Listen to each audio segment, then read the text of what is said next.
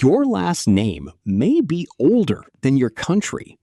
It can carry a story nobody remembers. Some surnames began as simple descriptions. Others came from occupations. Some came from places. Some came from ancestors. Others came from nicknames. A name could describe the person wearing it. It could describe the place they came from. It could even describe what they did. Imagine meeting someone named Smith. The name sounds ordinary now, but centuries ago, Smith meant something specific. It pointed toward a metal worker. That single word could identify an entire occupation, and eventually it could identify a family.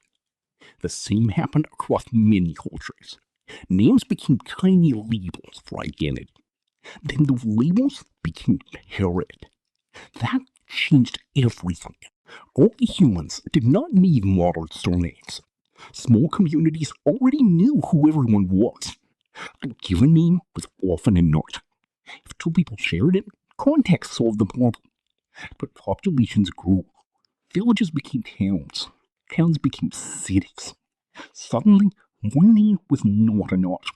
People needed another identifier. That identifier could be practical. It might describe an occupation. It might describe a location. It might describe a parent. It might describe a physical feature. Or it might describe a personal trait. These descriptions slowly became family names. The process happened differently around the world. There was no single moment of invention. Instead, surnames emerged through repeated necessity. Occupational surnames are among the easiest to recognize. Smith is the classic example. It referred to a skilled metalworker. That craft was important for centuries. Blacksmiths made tools. They made weapons. They repaired metal objects. Their work connected entire communities. Other names followed the same pattern. Baker pointed toward a baker. Fisher pointed toward a fisher. Carpenter pointed toward a carpenter. Cook could identify someone who prepared food. Cooper referred to someone making wooden barrels. Tailor came from the occupation of tailoring. Miller connected a person with a mill. These names preserved vanished jobs. They became historical fingerprints. Other surnames came from geography. A person could become known by their birthplace. They might be called Hill. They might be called Wood. They might be called Brook. Someone from a particular town could carry that place outward. Migration made these names especially useful. A stranger could arrive somewhere new. Locals might identify them by where they came from. Over time, that label could become hereditary. This is why geography survives inside family names. A surname can preserve an old landscape. It can point toward a village. It can point toward a river. It can point toward a hill. It can point toward an entire region. Sometimes the original place has changed. The name can remain after the landscape changes. Another major source was parentage. Some names literally meant someone's child. In parts of Europe, this became patronymic naming. A father's name could become part of the child's identity. Johnson originally meant John's son. Williamson similarly pointed toward William's son. These systems work differently across cultures. Scandinavian naming traditions use patronymics extensively. A child could receive a name based on the father. The family name did not always stay fixed. It could change with every generation. That sounds strange to us, but it made perfect sense in smaller societies. The name immediately explained ancestry. It answered a simple question. Whose child is this? Once repeated often enough, a nickname became official. The original joke could disappear.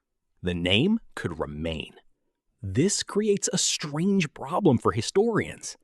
We can see the label, but we may never know the original person. Genealogists use these clues carefully. Historians compare names with old documents. One important source is the Domesday Book. It was completed in England in 1086. It recorded people, land, and resources.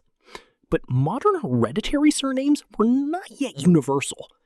Later records show surnames becoming more stable. Taxation helped encourage clearer identification.